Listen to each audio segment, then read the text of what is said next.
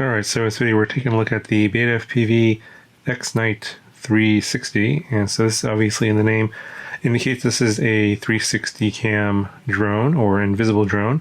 So I did a review on an invisible drone, like a DIY drone, the Stealth 360, maybe like a week or two ago.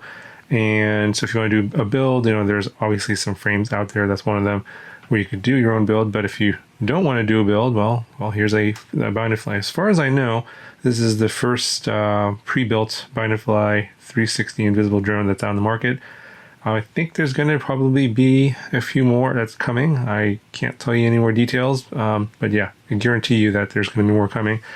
So this one here is from BetaFPV, and obviously the goal of the 360 drone is to make it as low profile as possible. It's got to be completely flat, I think about 22 millimeters between the two lenses. So there's the top lens there and the bottom lens there, and pretty much nothing can show here below or above these plates. Anything that does will show up in the video.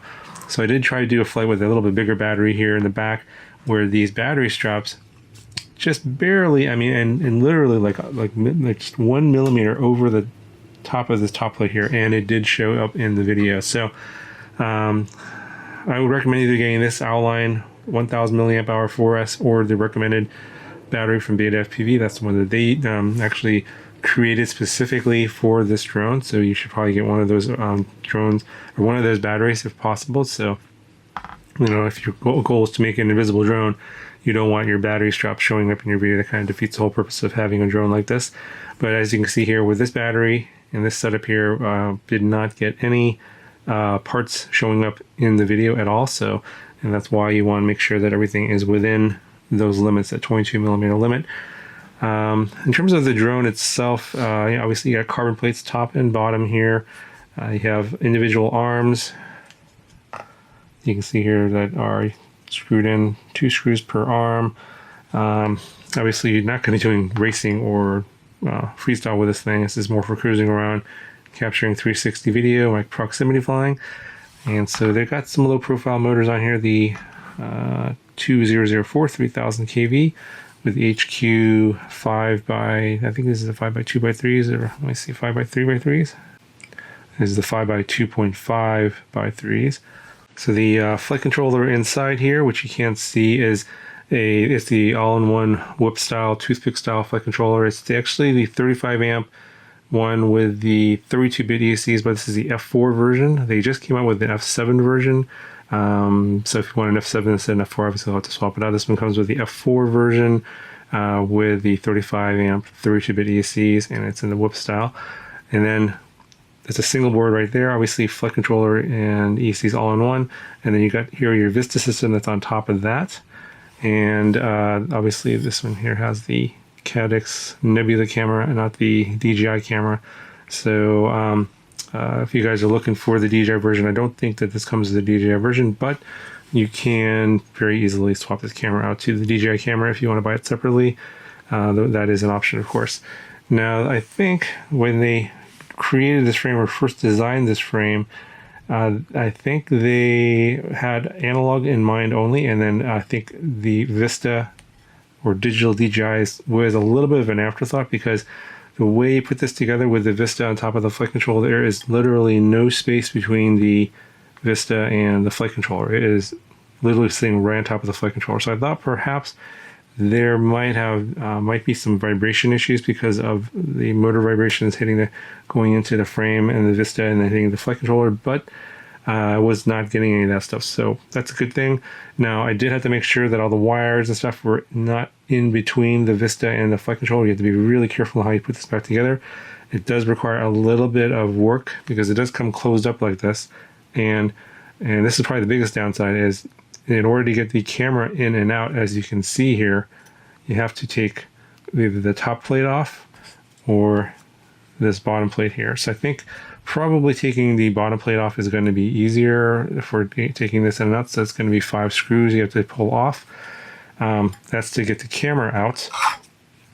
But in order to get the access to the flight controller and the Vista to do basically have to do the update to the firmware, and also we have to register to your DJI account, all that. It's basically the basic setup you have to do here. You have to take the whole top plate off, and then get access to the Vista's micro or USB-C port to do all the updates. And then to get to the flight controller's USB port, you can see it's right there. It's not in a good spot. You have to remove this standoff as well to get access to the flight controller to plug in the USB ports. So it is a bit of a hassle in terms of setting it up. And if you want to do tuning or anything like that, you'll have to take it all apart to get access to the USB port, or do your tuning via the goggles, basically change the PIDs. But I found that flies fine on the factory PIDs. I didn't have to do any PID changes, so that was a good thing. I was kind of worried about that. And just, basically I just went fluid and everything worked just fine. Now these little side plates here, one on the left and the right, they are not installed here because obviously they're expecting you to take this apart to do all the setup. They were in the bag with the propellers. I think it's optional. You don't really have to put this in there or not, but it does keep the receiver and everything in place, so it's not flopping around. But you can see the fit is really super tight.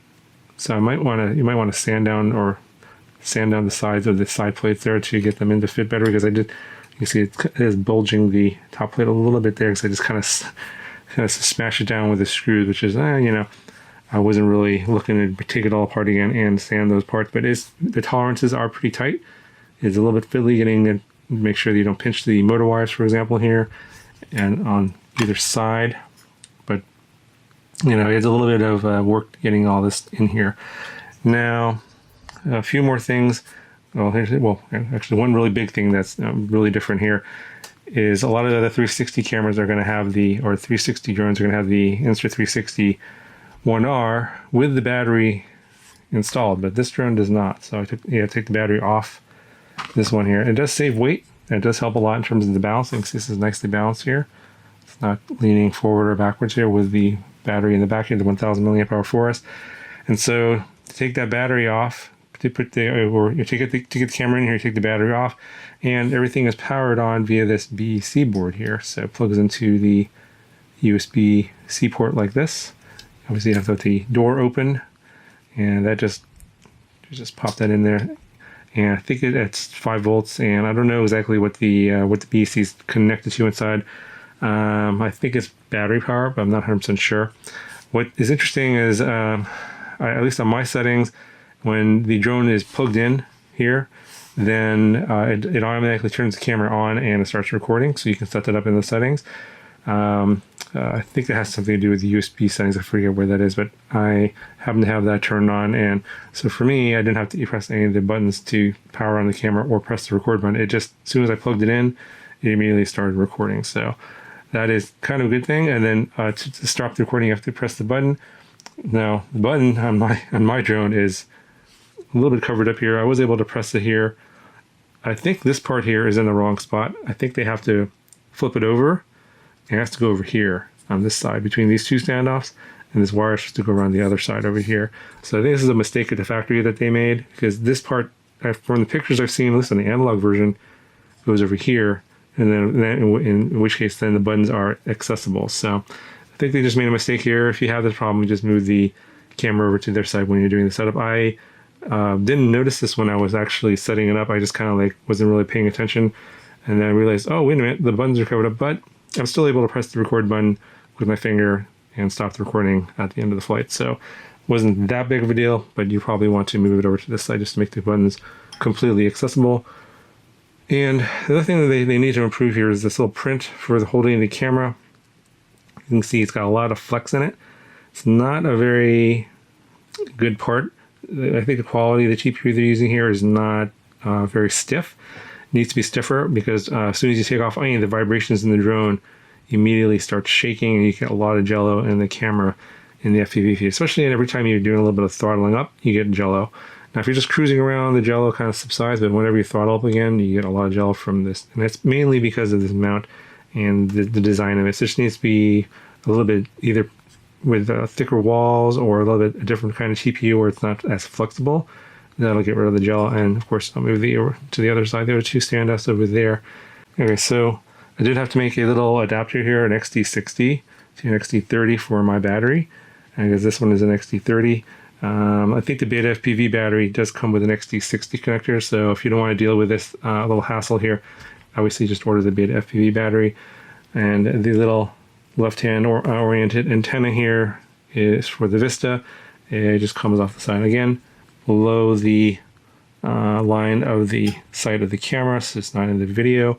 And I did not really go that far with this thing. This is not really meant for long range or anything like that, but I didn't have any big issues with reception or anything like that. I was getting a good signal, 50 megabits, pretty much wherever I flew, even with the antenna kind of not in an ideal location like that. Now, when you do take this out and fly, as you can see, with the lens kind of just sticking out here at the bottom, if you're taking off from a sidewalk or something, it's going to get scratched up. So I recommend you get a landing pad and take off and land from that. And if you're on a hard surface, you probably want to put like a towel under the landing pad or something on top of the landing pad, so you're landing on something soft that's not going to scratch the bottom lens. So basically, you're going to need a landing pad to take off and land to.